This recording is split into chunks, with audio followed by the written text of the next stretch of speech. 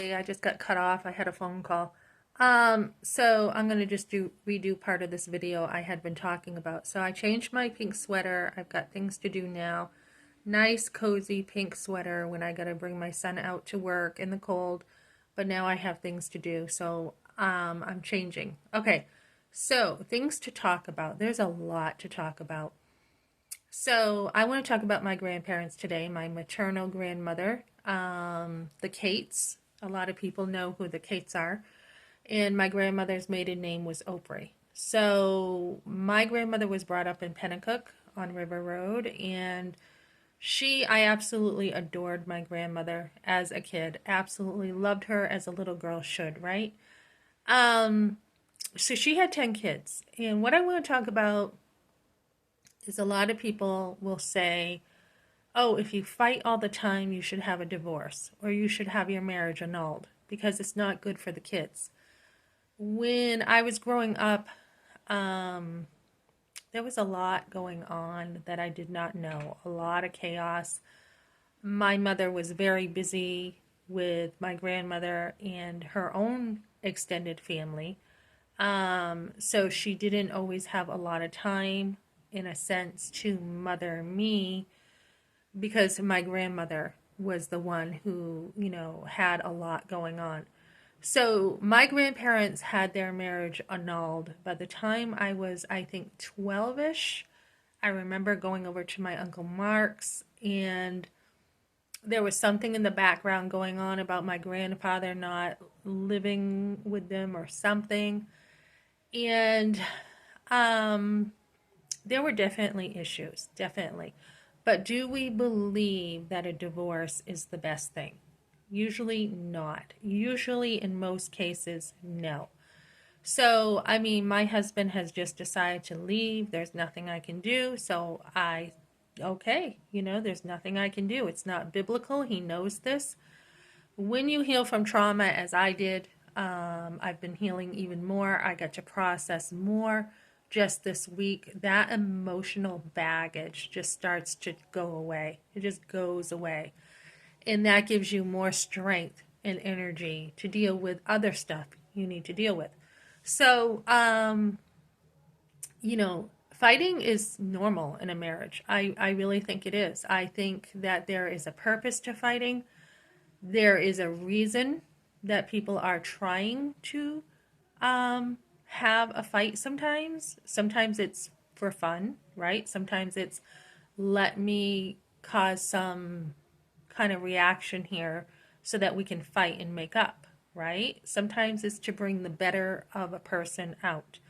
Um, Elizabeth Taylor was talking about this, and I'm not going to deny the fact that they were known, her and Burton, as a very immoral couple, very famous in Hollywood for their romance. But even the Pope said, your relationship is immoral because they both left their spouses to be together. Um, Elizabeth made it through. People thought this was going to ruin her career, but she made it through. Um, but even in the movie that I have on my channel, you know, basically the point is they had a very good marriage, although you saw them fighting a lot. And the couple that looked like they did not fight and they were innocent and they had no issues actually had the bad marriage. The man betrayed his wife often in the movie because he wanted to move up in his career. He was even willing to do some really wicked things to move up. So it was the couple that fought all the time that in the end they stuck together and they taught this other couple a few lessons about marriage.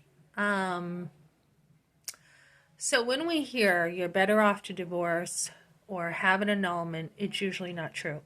In the end, my grandmother had nothing but good to say about my grandfather. In the end, she had said he was a good man. For some reason, they couldn't get along.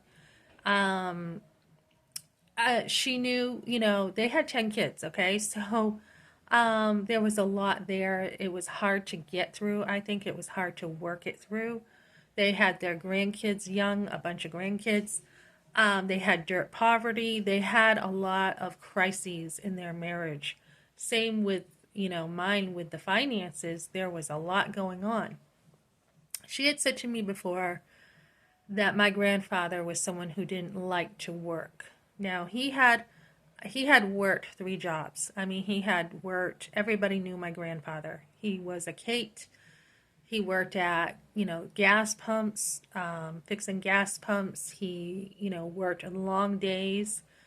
My grandmother, she had gone out and she would party a lot, and she was a drunkard when my mother was younger. And, it was mismanagement of money. Instead of drinking, she could have brought them, toothbrushes or been home and taken care of them. And I asked her before what happened, and she said things happen in life, and they do. They happen.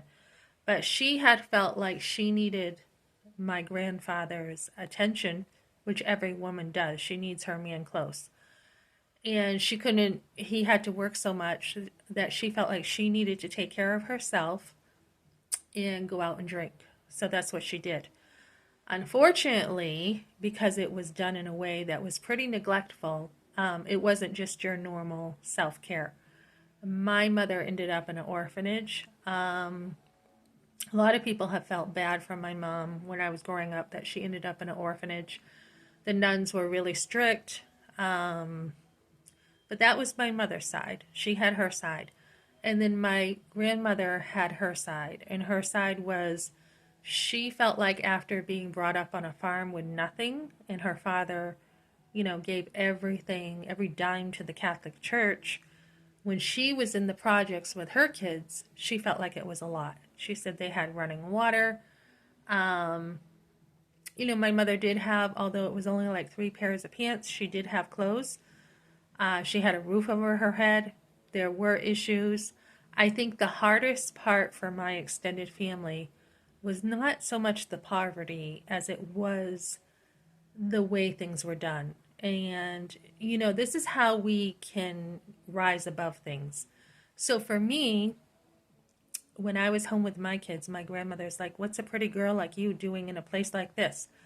I was in a trailer, and I had 3 of my sons in a trailer, and I was at home with them full time. And she's like, "What are you doing home? You could have so much more than, basically being in a trailer. You are worth more than this."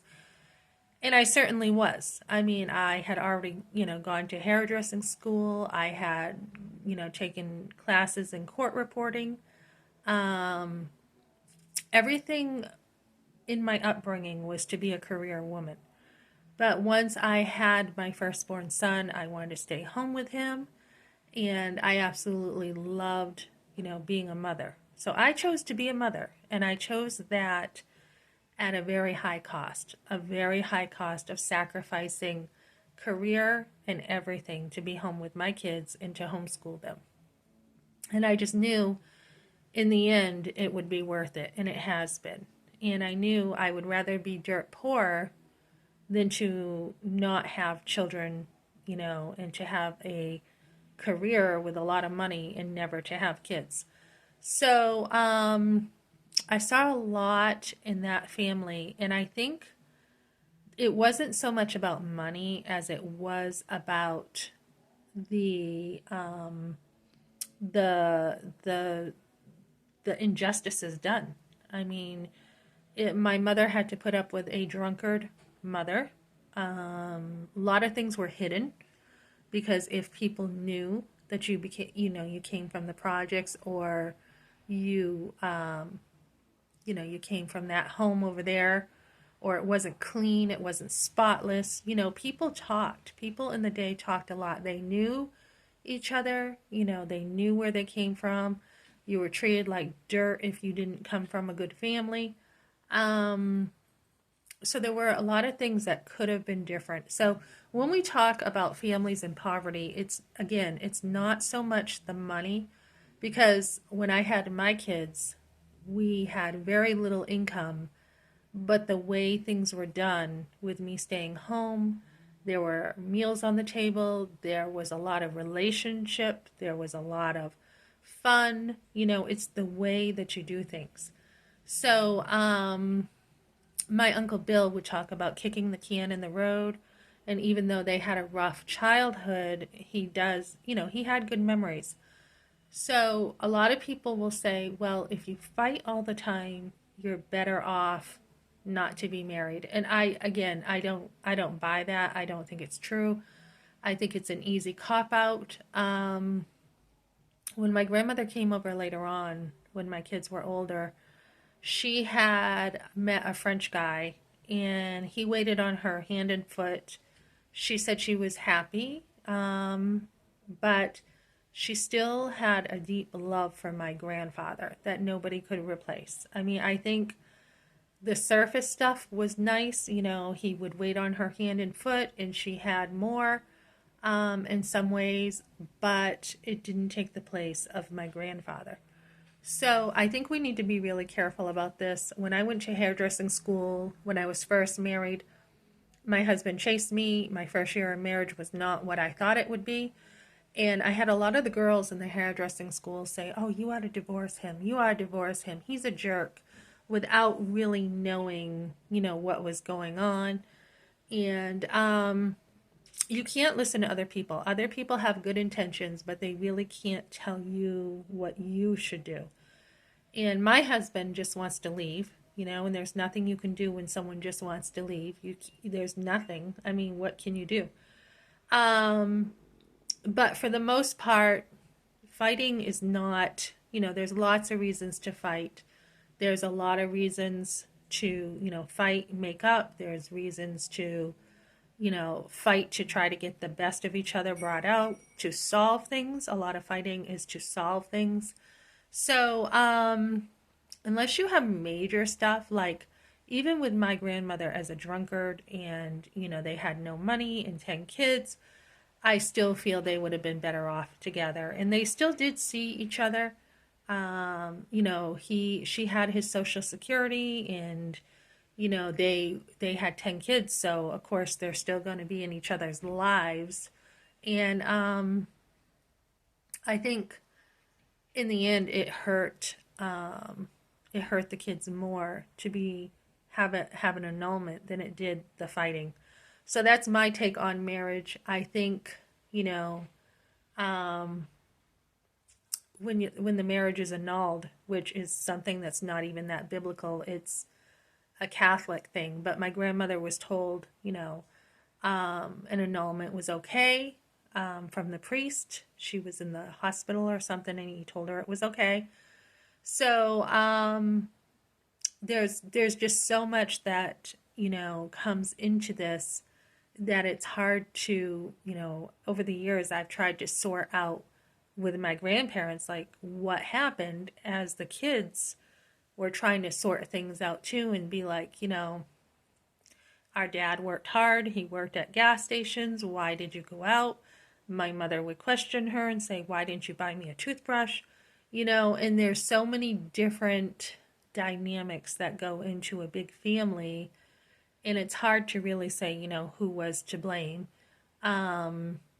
My grandmother said that, my grandfather, when he was out of work, he would always go out for coffee.